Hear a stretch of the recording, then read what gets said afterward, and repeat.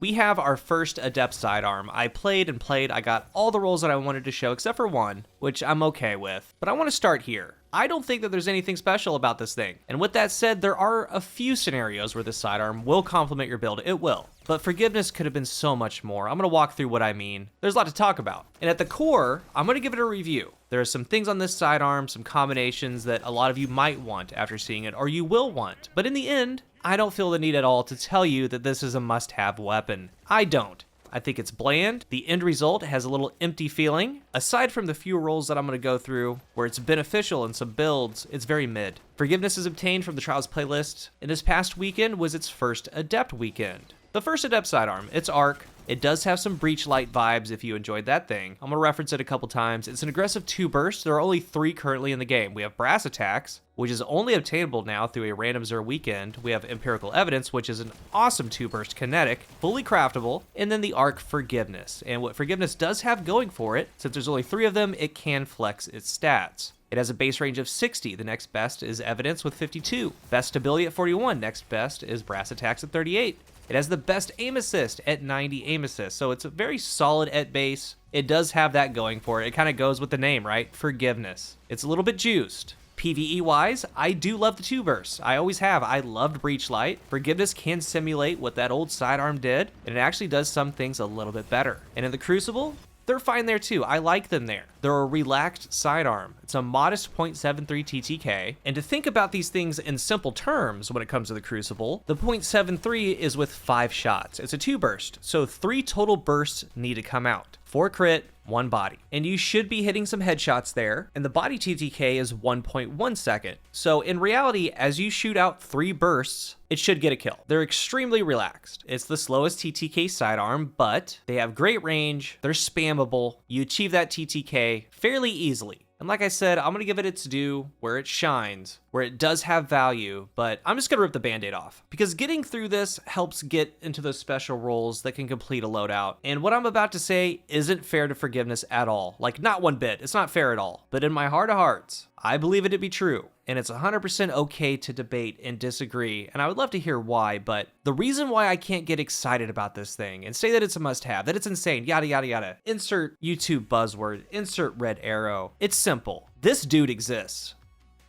That's a harsh reality for Forgiveness. Have you used Drang in PvE? Like, do you know what you're capable of with it? And if not, there's a review coming very soon. It's one of the best weapons pound for pound in the game, period. And in the Crucible, I don't even think that there's a conversation to be had. You're not going to be seeing too much Forgiveness gameplay in Trials in this review because it didn't get the job done. It was constantly losing, especially versus a Drang. But Drang, on the other hand, it did well. It won a ton of duels and Trials. It made plays. It's elite in the Crucible. And if you were to ask 1,000 PvP players, it's all on the line. It's game 7. You have to use a sidearm. Are you using Forgiveness or Drang? What do you think that the winner is? Like, what percentage is Drang? What Forgiveness? That's what I think about, because I want to be a realist here. You need to be. Even though they're different archetypes, different energy even. I just think Drang straight up outperforms it with everything that it has within its kit. It's very clear. But what's nice about Destiny is that there is variety. Some of you out there are going to pick up Forgiveness, you're going to fall in love, you're going to main it from here on out. And that's okay. But to me, it does have some fun things, it has some useful things, but that's about it. And since it has strong base stats, the barrels and mag just elevate it even more. You're going to get a drop, it's going to be RNG, so when it comes to those options, 2 routes to go: help its low stats or beef up its best stats. So reload speed is really low, handling is really low. These things, even though they're really tiny, they feel really heavy in your hands. So small bore, hammer forge, polygonal, corkscrew, getting those best in class stats even higher is going to be a great route. But with rounding them out, like fluted barrel's really good. Because you have to think it has best in class range, best in class stability, best in class aim assist, and then you're taking those stats a little bit higher and then rounding out the handling. So those combinations work well. For the magazine, you're going to slot in the best. Ricochet is S tier for it. High cals are great in PvE, somewhat in PvP. I would go Ricochet first if it's there. For PvE, you want armor piercing or a pure mag. For the perks, we do have some pretty good combinations. There are a lot of things I don't like though. Some things that could have been a lot better. I grinded out so many of these. There are combos like Demolitionist, Adrenaline Junkie. There's well-rounded Fragile Focus, and I'm going to talk about that in a second. Demo Vorpal, moving target Fragile Focus. Like I said, I got all the rules I wanted, but one, and I'll talk about that in the perks section. But in the left column, we have Demolitionist, it's great. Air Assault, just no. Subsistence, great perk, great in PvE and the Crucible. Killing Wind, and what to consider about Killing Wind on this thing is that at base, it can reach 80 range, right? It starts off with 60, maybe do a range masterwork, ricochet rounds, hammer forged. It gets up to 85. But, you know, if you get around 80, what happens is you get a kill with Killing Wind. After that, it adds plus 20 range, so you get 100 range. You get a big strafe scaler, and Killing Wind also gives around 40 handling, 50 mobility, so you can get a lot of max stats with Killing Wind on this thing. If the thresholds are met, there's a chance you could have max or near max in those 3 categories: handling, range, and mobility. We have well-rounded, like here's a roll with well-rounded and fragile focus, and it was okay. I'll kind of tell you when I get to fragile focus, like what's actually going on. And in the trials meta, there is a lot, like a ton.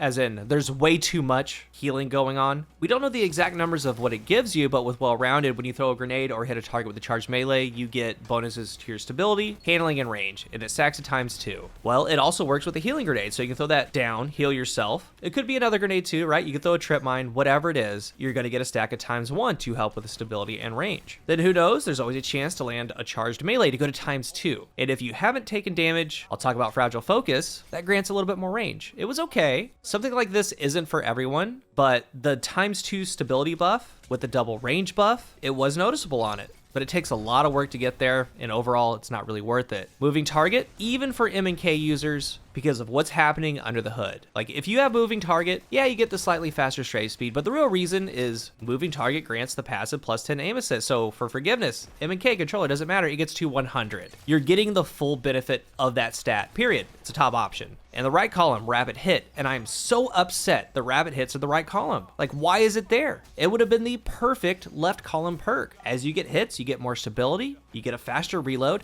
That transitions right into perks in that second column. But no, it's kind of wasted over there. And even though it's in the right column, it's still good. Then we have Harmony. I love Harmony on sidearms because they're already little melt machines, and anytime you can bump a damage on them, you start shredding. You get a kill with another weapon, you have 3 seconds to switch to the Harmony one, you deal 20% more damage for 7 seconds, and that's a long time in game. And there's some other really good perks in this right column. Don't forget about Harmony. I'm gonna bring it up at the end. Multi-kill clip, damage perk, get a kill, reload, it's chainable. ×1, 17%, ×2, 33, and 3 kills within the mag, then a reload, it's ×3 for 50% more damage. Vorpal weapon, I've always loved Vorpal on sidearms. It sounds crazy, but when sidearms are in the artifact, with how much damage you can put out with a sidearm, it's really good versus yellow bars and champions. But currently, we don't have anti-barrier sidearm. It's disabled, which is a bummer. Guardians and their super vehicles and bosses, you deal 20% more damage. Fragile Focus, new perk. It affects each weapon archetype a little bit differently, and from what I've tested, it is a percentage within an engagement space range. All weapons are near hard capped with a set engagement range, so like as an example, the base range is 60. It hits at 16 meters. With Fragile Focus active, it hits at 17 meters, so in this case,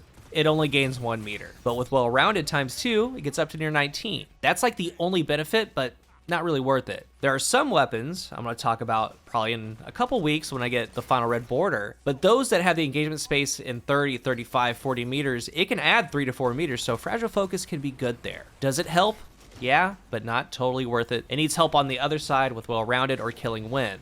Then we have Adrenaline Junkie. Stacks at ×5, grenade final blows gets a ×5 immediately, but unlike Swashbuckler, let's remember, low-key part about Adrenaline Junkie is that you get around +20 handling as well. With any kill stack, could be Adrenaline Junkie ×1 or ×5, you get +20 handling. Some decent perks here, but I feel, again, it could have been so much more. Like, first off, Rapid Hit in the second column makes me so sad, man, because again, Rapid Hit, if it was in that first column, it just will transfer to every second column perk so well. It's a shame.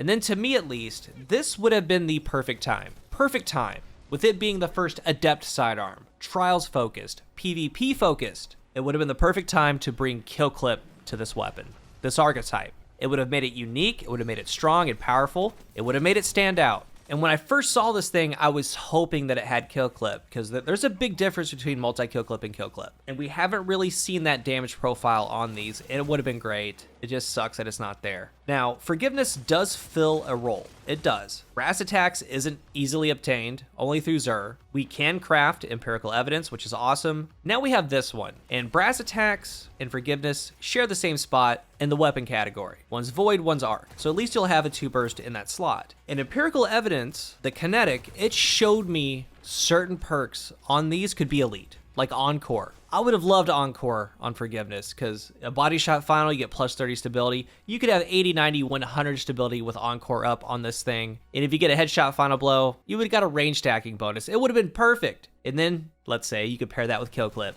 Would have been awesome. And I was so excited for this thing. And the personal note here, review aside, I'm not going to be using this like too much at all. If I do, it's going to be more PvE. It's Arc. We have Arc 3.0 coming, and certain combinations could stand out. And there's really only one role I'm going to be using for the Crucible, but your overall perk combinations first, Demo, Adrenaline Junkie. And it seems like as the seasons go on, the ability spam gets easier. We saw it with Void, we're seeing it with Solar, we're probably gonna see it with Arc. And this combination used to be coveted, used to be rare. Only a few things had it, but as a couple of releases have come and gone, it's become more available. And it's now turning into like an Old Faithful role, like Outlaw Kill Clip, Subsistence Rampage. It's like on that type of level now, and it's on Forgiveness. It's not a bad thing to want to get that. Great combination. You get kills, you get nade energy, you throw the grenade, refills the mag. If that grenade gets a final blow, you go to ×5.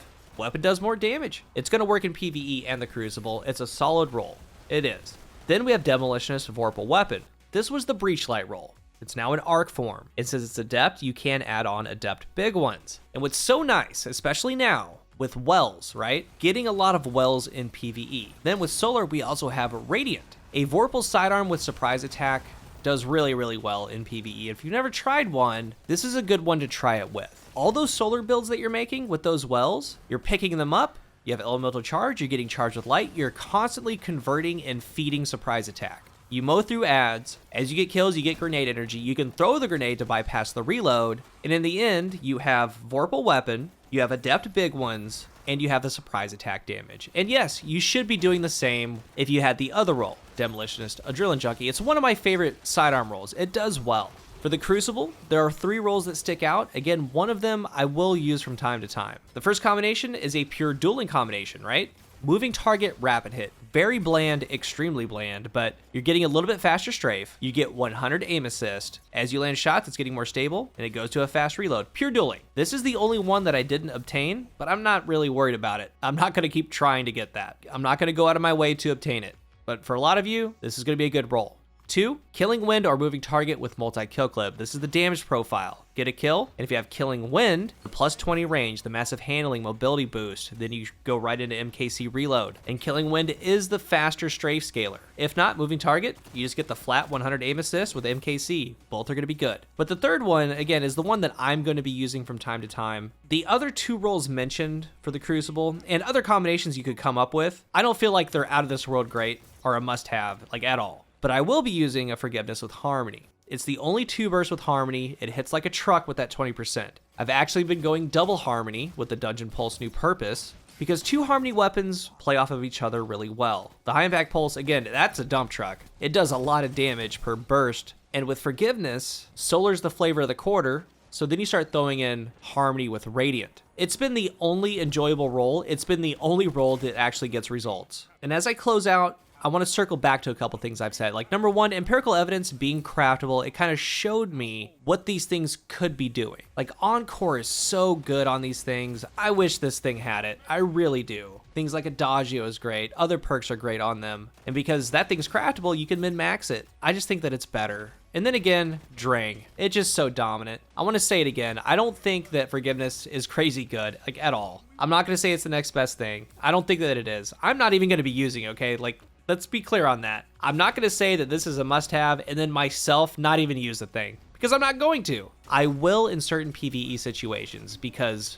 I really like Demo Vorpal, which I have, and I have Demo Adrenaline Junkie. And for the Crucible, as I get more kinetic or stasis weapons with Harmony, I'm going to pair it with those. It's pretty good with a double Harmony setup. But other than that, I don't like this thing. I really don't. I think that it's lacking perks. I think that it's lacking synergy. It's very mid to me. To you, though?